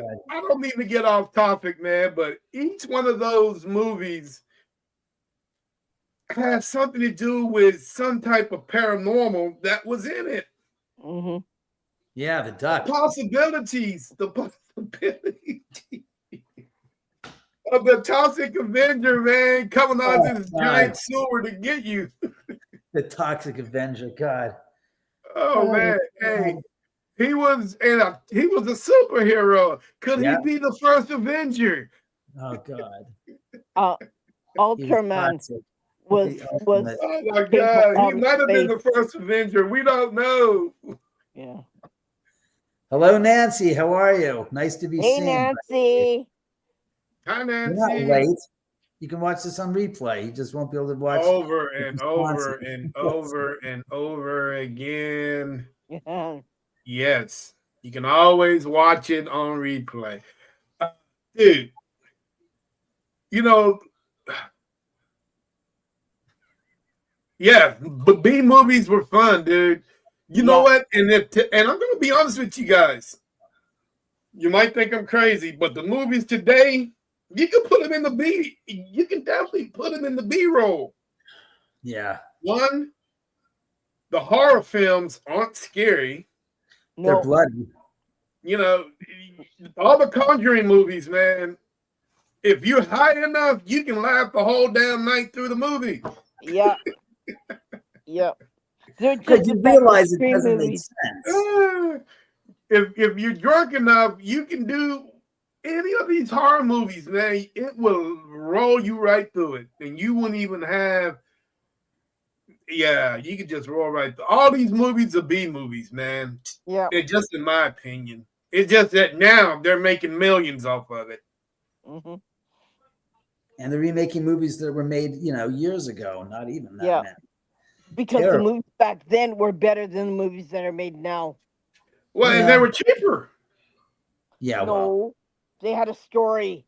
They had a beginning, the middle, and they had an end to it.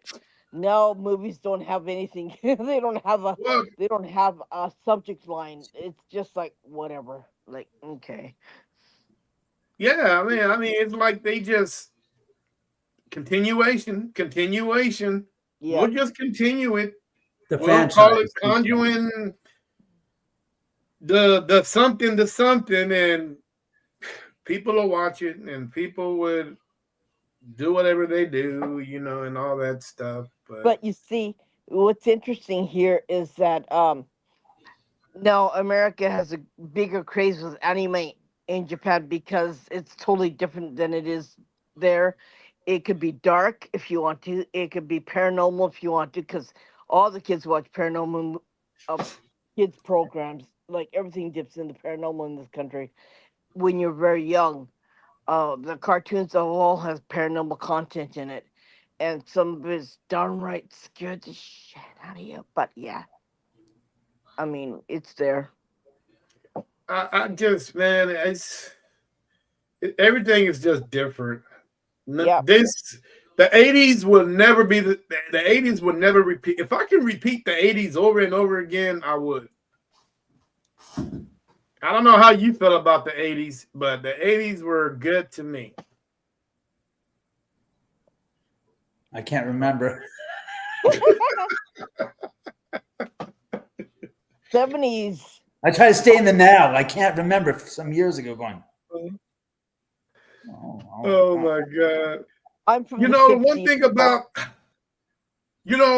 anime, Japanese and Chinese have completely took it over anime.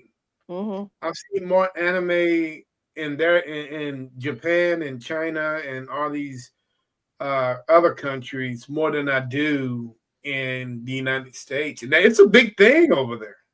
Yeah. I don't get into. I think the last anime I've ever seen was probably Yu-Gi-Oh, and that was in the early '90s, Mm-hmm. Yeah. which I thought was an instant classic. Man, I love some Yu-Gi-Oh. We got lots of that here. You know what I'm saying? That little guy that turned into the pharaoh Mm-hmm. after you got this big old necklace on him, and all it does is that was pretty good. You know what I'm saying? But hey, so David, what is the plan? Are you planning on doing some remodeling to your house in the near future, or are you just gonna let it be? I think I'm going to let it be. I wasn't planning on doing any remodeling. No. No remodeling. So 20 to 30 years from now, it'll still be the same. I the hell hope so. I would hope that I'm going to be here as well. Do you know that there's something that's peeking out of the door behind you that goes like this and goes back and goes like this, goes back again? Are you pricks doing it again? I'm on camera. Relax, bug off, and chill out. And don't freak me out. Yeah. That's not very nice. Well, they're always welcome to come into the camera. I have no problem with that. Don't do Well- it from a goddamn distance. Put your ass right here if you want to be on camera. Don't poke your head in and out. You're gonna do that. Might as well just manifest right here and say hello. Don't Come on in. He's watching me. They're watching me because they know I can talk to him, and he's been talking to me since for a little while now. So yeah, I just let it go. behave yourselves. Unruly Nah. spirits. You want to show up, show up. Don't half-ass things. Just come into And there's a frame. little girl running back and forth behind you all the time. Okay. Yeah, it's Yeah, just photobombing me. Yeah. You're gonna do that again? Just show up on camera and stop being so weaselly. You know, I don't mind them. I don't mind them popping in and out. Speaking of popping in and out, what is that blinking thing behind? Is that a camera behind you, or is that some? I don't know. That's the thermostat that you're saying, the master control thermostat. So it's an infrared. Here, I'll block with my fat head. Now you won't see it Oh, anymore. you're good. You're good. So you have no plans to renovate or do anything with the house whatsoever.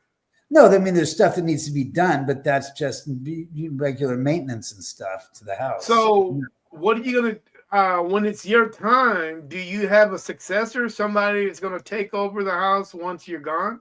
No, the house will probably self-implode and burn to the ground, just like spontaneous human combustion, except the house will implode upon my death. Interesting. I honestly don't think that far down the road what's going to happen. Why? Because it's just like with ghosts. We just don't know. We just can't admit it. So why go to a place where I have no idea what's going to happen? Because as I've seen with other friends of mine and my parents and property, places that they all lived is all gone. It's like you have no control when you're gone. There's nothing you can do. So question. What's been going on lately? Well, we had some people out here last night, Nancy, doing a little investigating, some friends of mine. Had a wild night of it, had a barbecue because it was the last barbecue of the summer, but not the last barbecue here at the house. Now all the barbecues will be in the fall and winter and spring until next summer. God damn, how to explain that? The usual. The house is what's that? We're trying to get this movie of mine out. That's right, house at the end of the drive. Trying to get it sold to a television network or a studio, and working on a 4-part docu-series on the house. Trying to sell that as well. Party nice. Well, thanks, Nancy. I'm glad it met with your approval. I don't know who Matt Rife is. Who's Matt Rife? He's good to sell to, Matt. Look, Nancy, I ain't selling this place until I die. And when I die, I ain't going to be selling it. Somebody will take over, but I will not be selling it. No. Sharing this. Well, thanks, Nancy. I don't know what you're sharing, but share it. Whatever it is. Sharing this What is it? podcast. Huh? The podcast she's going to share. Yeah. Should have done that about an hour ago when we started.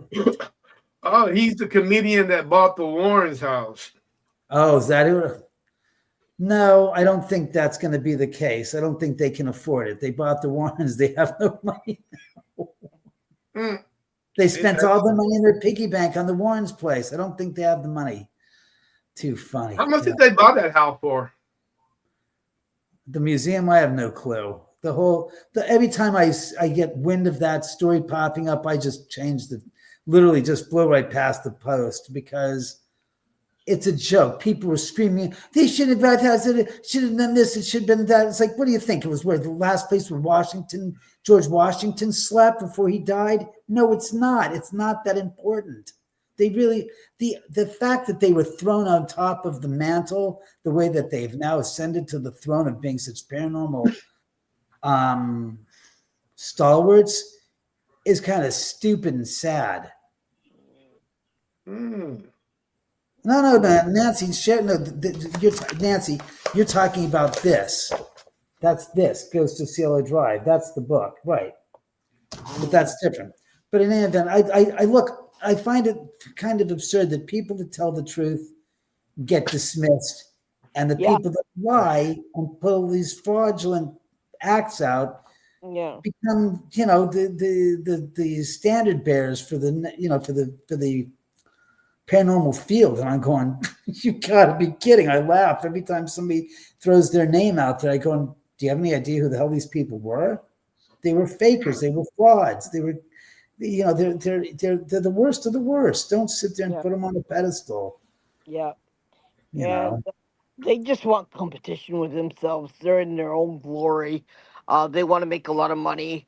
Uh, yeah. And then here's little old me, still alive, still doing what I'm doing, and I don't ask anybody to pay me. I don't ask anybody. I don't say how much do you charge. I don't charge a penny. I do what I do. I like doing what I do, and it's rewarding to me. But oh well, it drains me also. So Oh, Nancy, you didn't offend Nancy no didn't one. offend me. Thank you. Yeah, Nancy didn't offend me. Not at all, Nancy. No, no, no, not at all. Don't take it. oh, He's you're got okay. You're cool. he's got tough skin. I think you'll be No, you're okay. not. Don't be sorry, Nancy. Stop it. You're fine. Jesus, don't, just playing a little, harmless banter, nothing serious. Yeah. And I appreciate you sharing the book. Yes, I do. I really do. Actually, I have 2 copies going out tomorrow that were just picked up today. So Oh, that's Oh, cool. that's good. cool. That's Well, something. man, we've been on the show for an hour and 45 minutes, dude. This has been a very interesting conversation. I'm glad See, I managed that's to why get I have you. nice friends. You know, I know you are a private person, and I'm. It's up to you if you want to tell the world how to get a hold of you in case they want to have a civil conversation with you. You said the operative word, civil conversation. Most of them just want to throw me up on the lynching branch of the tree and hang me up to dry. Well, I Seriously. don't think they want to do that. Oh, you'd be surprised. You'd be so surprised at how many people they're like, when you poo-pooed on Zach Baggins. And it's like, yeah, I continue to do that to this day. 13 Well, I years think a lot old. of people should poop on him. But you had Zach Bagans at your house too, right? Yeah, he was here. Yeah. God Yeah. help us. How?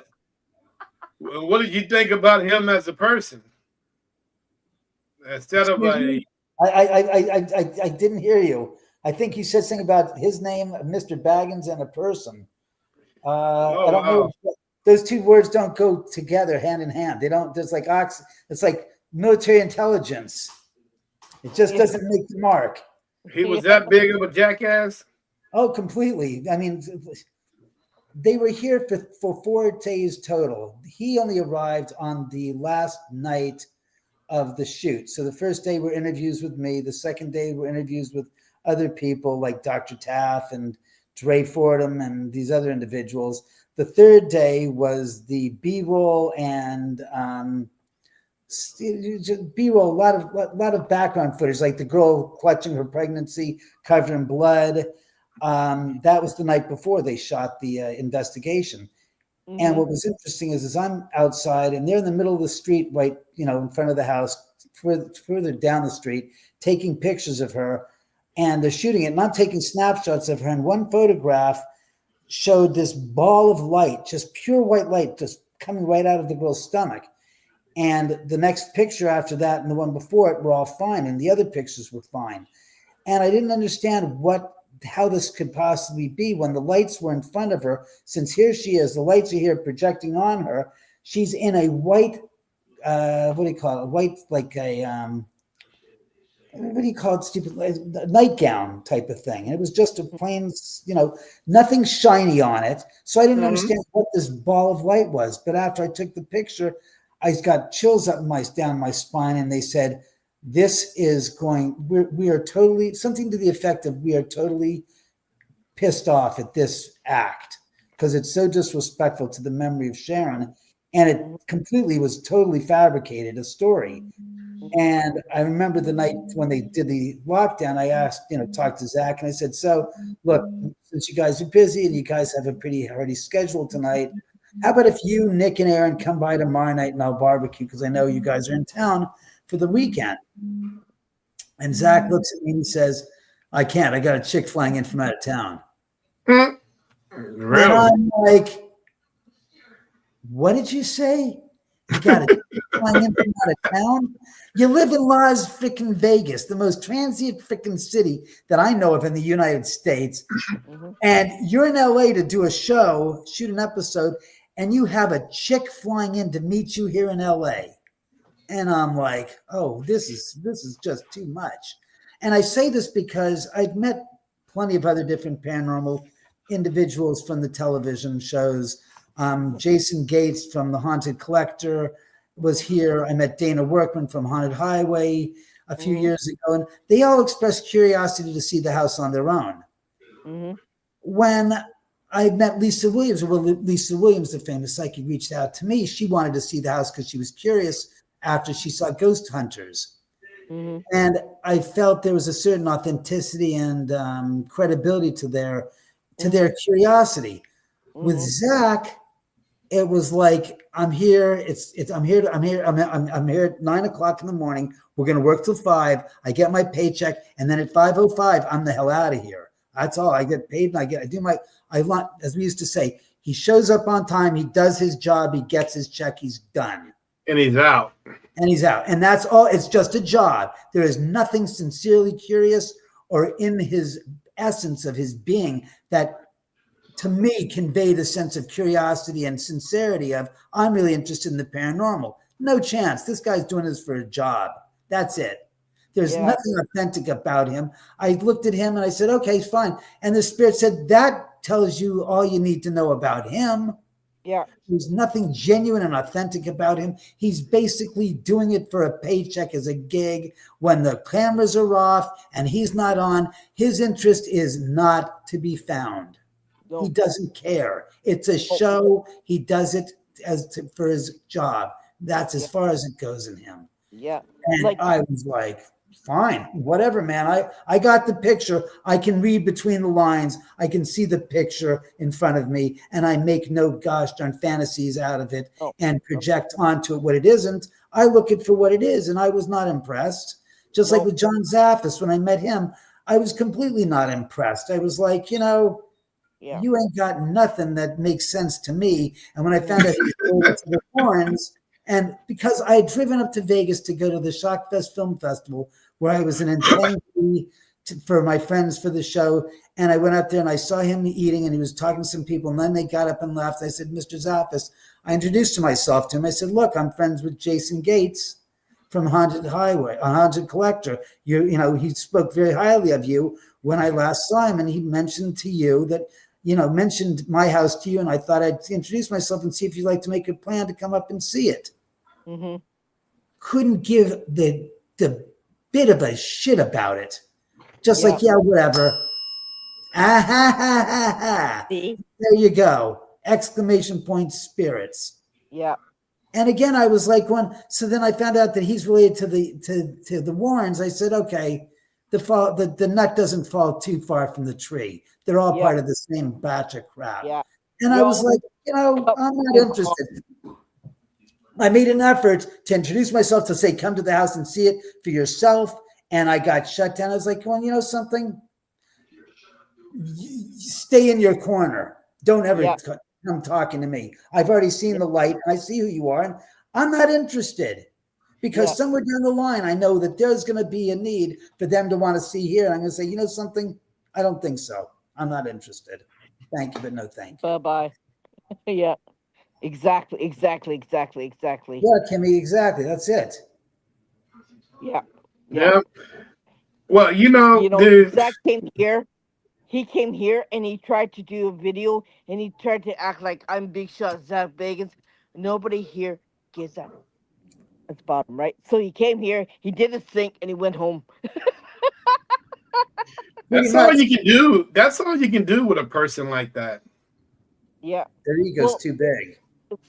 Especially in this country, because the way he taunts spirits, he's lucky he didn't get his ass kicked. Because, Yeah, some of them are pretty dangerous in this country, and you gotta watch which bear you poke. It could be a lot of trouble, right? Yeah, Yeah, he's an Yeah. insult. He's a walking yeah, insult. And in yeah, Japan, that's something that's not tolerated. Insults are very, very, very, very, very looked down upon. And yeah. that's just the culture of Japan. I know that because my father used to go to Japan when I was a kid and used to do business in Japan. And it's not the way it is here. You can't get away with that there. No, he No, you would. can't. He's lucky. He's lucky he didn't get. He's lucky he didn't get deported, right? Well, To where? yeah, Where? right. Well, Timbuktu. I don't know. That's out here in LA and Southern California, Timbuktu. I kid you not. Yeah. Interesting. It's right near All right, Rancho Steve, Cucamonga. do you have any closing remarks, man, for the guest and for us? Well, for you, thank you for having me on. It's been a pleasure. For your Thank guests, you. subscribe to my YouTube channel. Here's the information if you guys are interested at all, if it works. All right, we got that, guys. Hey, you guys get that? And take Yeah. a look at the movie. Rent the movie, House at the End of the Drive. It's an original, fun, half fact, half fantasy story about my experiences here in the house dealing with the spirits. Cool, man. Hey, it has been a pleasure speaking with you, Yeah. man. It's fun. Uh, It's nice meeting you again. Nice to see you you too, know, Irene. it's Nice to good meet to you have on the someone that show. actually, speak their minds and say what they feel, and and not sugarcoat things. No, no, no, no, No, I don't believe in sugarcoating. It doesn't make the pill go down any faster or better. It just makes you feel, happier. And then you realize that you have to deal with the hard, painful truth. yeah. It's Right? still the same deal. I'd rather Because have people the are afraid of spin the of truth, truth. right? People are afraid of the truth, and they don't like it. They don't No, like what somebody tells you, and they don't like when they hear it, right? nobody But likes I hearing got it. one request before I get out of here. Okay. I don't know if the spirits can hear me or the individuals. I don't like to call them spirits or ghosts. They can They hear can you. hear you. Hey, can you guys ring that bell for me one more time? How That did I is know? so cool. Spirits, just one ring of the bell, please. Please, spirits. I'm not asking you like a gosh darn trained monkey or a trained seal, but And please. David, you gotta hold your hands up like this. When I Spirits, get that please. bell rung, Please ring the bell. Ring my They bell. think they think why? I'm like, oh hell no! I'm hearing that from my ears. Please. I'm asking you nicely. Not for me, for him. To ring the bell for him. This isn't the trained dog act, I promise you. Just could you please for them? For They said not for a snack. They said for a snack maybe. what kind of a snack can I give you? Scooby snack? I have nothing in the way of food here, plumbers. God. They said one of them wants fried chicken. what? Fried. I'm not making any. Why don't you just have some leftover ribs from last night? They're pretty damn tasty. I'll give you one rib, but you have to eat it, and you have to eat it on camera. I mean, I want to see those bite marks out of the gosh darn rib bone, I want to see that too. because I'm not going to waste a gosh darn rib. There's only 6 ribs left, and that's my dinner. Because I had 2 for gosh darn breakfast, lunch. You can have 1. That'll leave me with 5. And if you don't eat it, then I have to throw it out because I'm not going to just sit there and let the flies get on the gosh darn rib that I leave out for you. I can go in the goddamn refrigerator and take one right now if you're so happy. Be my guest. Go. There's the Oh refrigerator. boy. That's There's so your funny. snack. One of Yes, them those said are the extra Coca-Cola. tasty ones. Those were marinated 24 hours before they were barbecued. So those are the good ones. Those are the One of special. them said Coca-Cola. I got some Coca-Cola in the refrigerator at the bar. Do you want me to get him a glass? All right, I'll do it. Shit. Think I'm kidding? I don't lie. He went to go get him a Coke, y'all. Yeah. Look, spirits want something. I accommodate. She finds it so amusing. I'm just trying to be nice. I'm just being a nice host. Even a nice glass will even get you guys. I'll get you a nice glass. Here we go. A nice glass. I'm going to have you a 1960s astrology glass. And nothing but the good stuff. Price. Yeah. That's still good carbonation. All right. So you can see I'm not bullshitting. Whoa, wow, that's a big glass. Forget that. I'm not giving it all to them.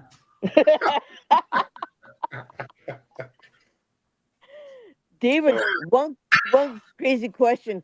Which Yes. country would you like to visit the most? Even for paranormal or not, just to visit. Oh Christ, I don't visit any place for paranormal. Are you kidding? That's a secondary thought. No, which place would you like to visit just to, I don't know. Well, both of them are wonderful ideas, except both of them have tremendous drawbacks. Lots of wildlife that kills you. Africa and Australia. That's slide. Oh, great. I don't hear much. I don't hear many people discussing Africa. Yeah. Why the hell not? It's the goddamn birthplace of humanity. Why the hell not? It's the most fascinating place between Egypt in the north, Sudan to the center, and then the Congo, and then of course to South Africa, and to see, go through to the safaris and to see the wildlife and to see the history. Forget it. That's plenty to see there. It's just like a couple of months you're away for, though, because you can't see it all in one day. Oh, no. It's a lot of territory to cover. And then Australia, but again, both in Africa and Australia, you have spiders that'll kill you, you have snakes that'll kill you, you have wildlife that'll kill you. You have, it's a lot of things to worry about. Oh, Yeah, it is. Here too, you got big, huge Spiders. No, you have big, huge mosquitoes that has that can make you sick, Yeah, well, you also have the whatchamacallit, not the emperor wasp. I forgot what kind of The those killer crazy- bees. Yeah, the killer wasps. Yeah, we got killer them too. wasp. Yeah, the dang. Hey, Oh, there we I rang go. the freaking bell for you. Thank you. Thank you. Better late than never. I appreciate it. Yeah. Not when we asked, but when they've decided. So they did. So they said not when you asked, but when we decided to. Cheers. The Coca-Cola's still here, waiting for you. It's still here, half full. There you go. Right, Wow, keep my- man. Hey, well, I appreciate you coming on the show, man. We have fun. It's been really fun. Really fun. It's been I a hoot really and a half. enjoyed straight to the point, and that's the way it should be. You know what I'm saying? No sugarcoating, no nothing. Nope. And I like that. I like I say, I really appreciate it, man. But with that being said, I am going to get you out of here, man, because I know you got other things to do than hang out with me and Irene. Stop it. It's been a great time. Well, Come on. David, we can always hang out. You know that. So, hey, it has been a pleasure, my friend. And I wish you nothing but success on all your upcoming ventures and all that stuff. Man, if I ever get out to the West Come and Coast, visit. Yeah, if you ever get out here, come and visit. This place is a hoot and a half. Tape a show, do a live show, shoot some footage here. I'm telling you, you'll have the time of your life and thereafter life. Yeah. And like Brian said, hey, no BS, man. No, do not sugarcoat it. Get out of there. He said, I love you too. No BS. Yeah. That's where I am. And that's the way it should be, man. Everybody should be upfront. Don't speak from the heart. Tell her how it is. You Yeah. know, so what? It got cuss words in it. I'm okay with that. We're all Cuss adults here. Cuss words don't mean We're all anything. They don't have any people that look to demon to demon to decry those that curse have something that they're hiding because they're using the excuse of the curse word as somehow a problem. When all it is a an adjective or an adverb, basically to emphasize something, make a point. Yeah. It's not like the words are, you know, I'm sorry, the F word. Oh, I'm sorry. It's just emphasize. It's not literal. A, we're not talking literally. B, we're not No. talking in an aggressive fashion. I'm just saying it in a way. It's exasperation. No. No. And you know what? Yeah. It's funny because we don't have any cuss words here. I like what Kimmy just said. Don't trust anyone who doesn't cuss. It's true. Yeah. I love that. All right, Mr. David, man. I appreciate you coming on the show. I would love to have you back on, man. If you got I'm time. still alive. Hey, don't You know what worry. I'm saying? I'll be But back. hey, I'll be guys. happy to be back. Please. I'm always And- pleased to come back onto places like this. Yeah. Well, thank you. And all you spirits out there, well, all you other people, I'm not going to call you spirits. Thank you as well for making yourself known to us. We really appreciate it. Yeah. And hope to have you back on the show too soon. You hear Well, that, from what I spirits? hear, We you want guys- you as well. You got you guys that? are- Come on, you you got to guys- come back on too. You guys are a package deal. I can't That's have David without having you. So you guys are a package. For Yeah. a package deal. You understand that? Yeah. Yeah, great. Shut up. Wisecracks about that. I didn't like that. That's not funny. You're just such a laugh a minute riot, you spirits. Said it'll be a package deal when David comes and joins us. Do you want what's left of your goddamn Coca-Cola in the glass? Or do you want me to sucker it down? I will swallow it down and leave you nothing if you're going to give me attitude. Don't give him no attitude, guys. Jesus Christ, sakes. I bet you they're rolling with you, man. I bet you they are rolling. They're like, this guy's a character. We can't leave him.